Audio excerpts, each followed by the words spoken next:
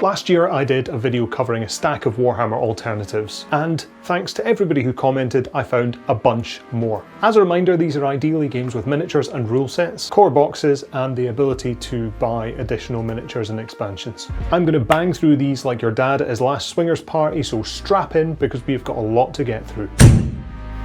We'll start with the game that, again, like your dad, has been on everyone's lips, Trench Crusade. An alternative World War I history combining grimmer and darker than thou minis, artwork, and an already amassing a pretty serious gamer base. The rules are free and you can buy 3D printable minis, or at the time of recording, the actual minis just went up for pre-order for those who didn't fund the Kickstarter. One of the big companies that I didn't feature in the last video was the actual makers of the Worms miniature game that I mentioned, Mantic. Mantic have a few miniature games including the older Dreadball, a sci-fi football game, Firefight, a sci-fi warzone game, Kings of War, a fantasy battle game, Dead Zone, a skirmish battle game, Armada, a naval battles game, and a couple of licensed games, the Walking Dead All-Out War miniatures game, and the recently launched Halo Flashpoint game, which has a core box and expansions based around the Halo computer games. Moving on, European Knight models have three key areas of licensing amongst a few others that it seems. Firstly, they have a Batman miniatures game with a rather tasty looking set of licensed miniatures from the DC universe. Then they have Game of Thrones, which looks to be licensed from the TV show as opposed to the books. And finally, there's a Harry Potter Quidditch style game, if that's your cup of tea. If adventure battle RPGs are up your street, then Relicblade might be one worth looking into. One Man Army Sean Sutter has put this together and has also conceptualised Sludge, which looks to be somewhere in the Trench Crusade meets Turnip 28 realm, but I'll let you look into that yourself. If we're looking at Warhammer facsimiles, then One Page Rules has to get a look in. Antagonisingly similar to Warhammer, One Page Rules has two main games, a grimdark future and a fantasy game. Both have nice simple rules and free starter sets, as well as a host of minis you can 3D print or pick up pre-printed from them directly. I saw the range they have at Spiel in Essen last year and the minis are great. Speaking of Essen, I also found these guys at Essen too.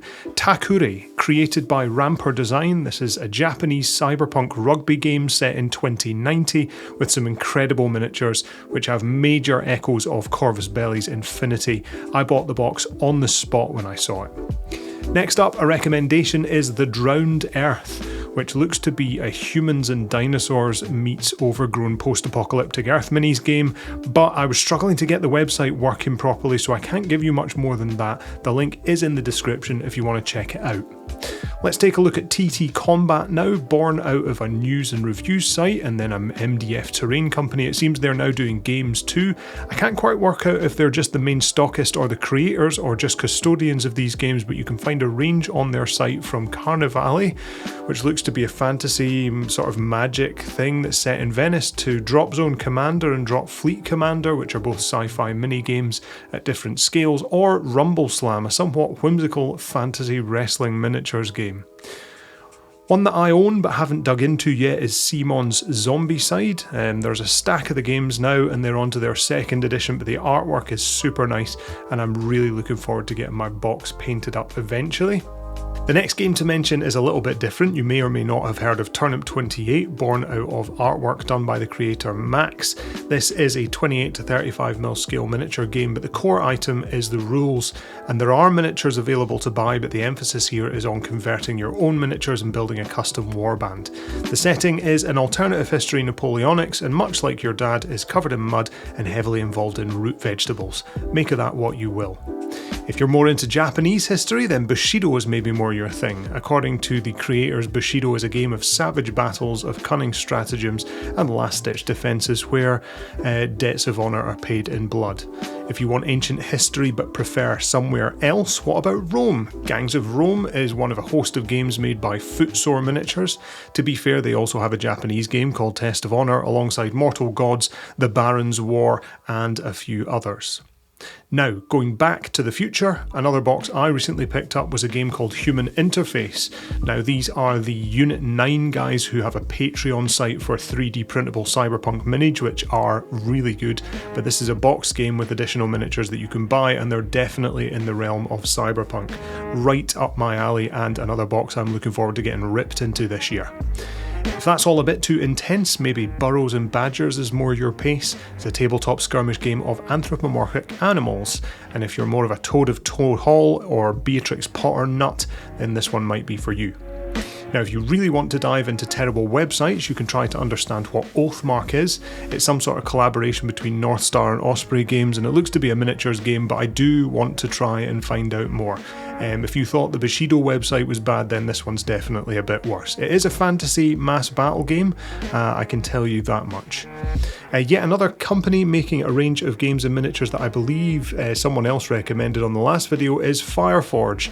They seem to have historical and fantasy games, so you can dig into their site for more of that. They publish the rule sets that Peachy goes on about called Frostgrave and Stargrave, although I can't really strictly feature them here since they're just rules without miniatures as far as I know. Forgotten World is one of their miniature games though, and they're getting in on the Japanese action with Samurai Command. Now, back to Modern Warfare, and I have 4 games that seem to encapsulate the current or near future military warfare. The first is Black Powder Red Earth, which has incredible art direction as well as graphic novels, a computer game, and of course the 28mm miniatures game, Jesus Christ.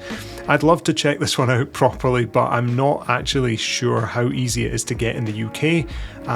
The second game is Blackout, which promises fast, hardcore tactical action with small squads and what looks to be mechanised robots or something like that too. The third is InCountry or INX, which also boasts a fast-paced modern warfare setup and free rules that you can grab before you buy up the miniatures. And then lastly we have Spectre Operations. So Spectre make other miniatures but have a range of modern warfare squads, and this Operations thing seems to be their rule set and box for the minis that they've got on offer. If you're looking for something a bit different, then 7TV might be your bag. Removing yourself a step further from the action, you're essentially a director or a TV producer making action-based shows, which becomes the game. So another one Peachy has covered, but there are rules and somewhat charming miniatures to paint and play with. And before we cover a couple of coming soon games, let's talk about Cadwallon. I think they've been around for a while in a game. They seem to have this range of miniatures and games, but Signum, Rackham Confrontation and Fantasy Commander all feature on their site, and each seem to come with some pretty incredible miniatures. And actually, if anybody wants to give me a rundown on these guys, I am all ears. Okay, finally we're going to jump into a few that are on my radar as coming soon. 1940 Doom is one of them, set in the grimdark 1490 Doom. It's not 1940, that would be totally different. 1490 Doom.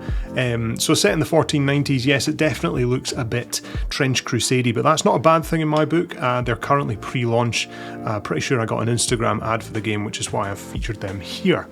And penultimately, and coming much sooner than I suspect, is Zeo Genesis, which is a scalable skirmish miniatures game from a couple of Games Workshop veterans, Andy Chambers and Gav Thorpe. This one's a distant future sci-fi skirmish, and yeah, looks like it'll be a pretty solid game. And lastly, there is Gundam Assemble, a Gundam miniatures game dropping 2026. I am curious to see how that one plays out. It might be good, but obviously it's a bit early to say much more than that. Well, that's it. I've exhausted another list of not Warhammer or Games Workshop games. I've got nothing against Warhammer or Games Workshop. I just like to make sure that people know that there are other things out there. If you have others or you want to give me any recommendations, not mentioned here or in the first part video, which should be just there, please comment below or join the Discord and say hello. Alright, that's us. Goodbye.